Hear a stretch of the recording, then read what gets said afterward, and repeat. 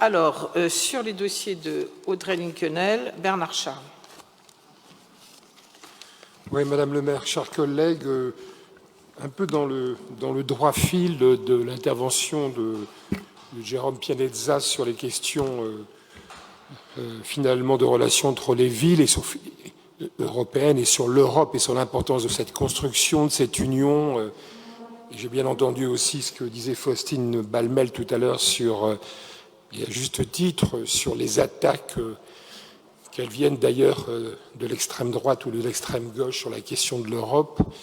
Je voulais simplement mettre en lumière une des deux délibérations proposées par Audrey Linkenheld. Alors, par rapport au débat qu'on vient d'avoir il y a quelques instants, où on est essentiellement sur les questions strictement humaines et sur lesquelles il faut aussi avoir des débats de fond, et je pense en particulier sur la question du droit d'asile, les choses sont à discuter aussi dans la sérénité.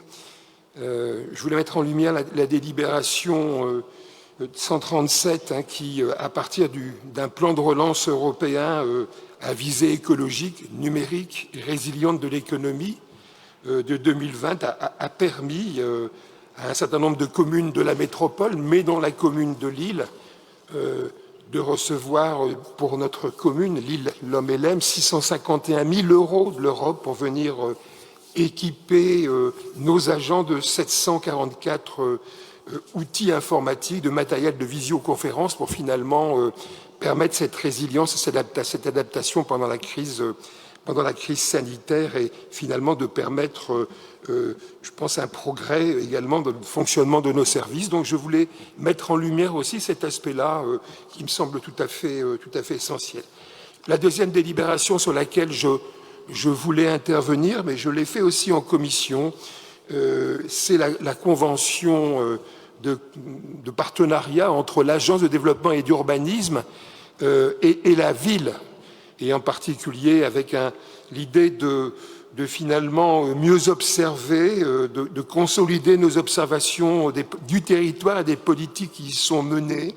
Et je reprends le texte pour finalement que cela permette d'être des outils agiles d'aide à la décision, de suivi et d'évaluation des politiques municipales. Et je pense qu'effectivement, en partageant à partir de ces outils un certain nombre de travaux, en ayant les livraisons de ces travaux, je pense que ça peut aussi nous aider à mieux faire vivre le rapport et les débats entre des majorités, des minorités dans les différentes institutions, et y compris dans cette institution municipale. Donc je voulais insister là-dessus. Et je reviens sur deux attitudes qui m'ont semblé un peu en contradiction ce soir avec cette délibération extrêmement positive qui vise à partager l'observation et la connaissance. Quand par rapport à l'intervention de ma collègue Violette Spielbout sur le stationnement, on indique que ce n'est pas le sujet du jour, on reprendra le débat au moment venu, mais très bien, pourquoi pas.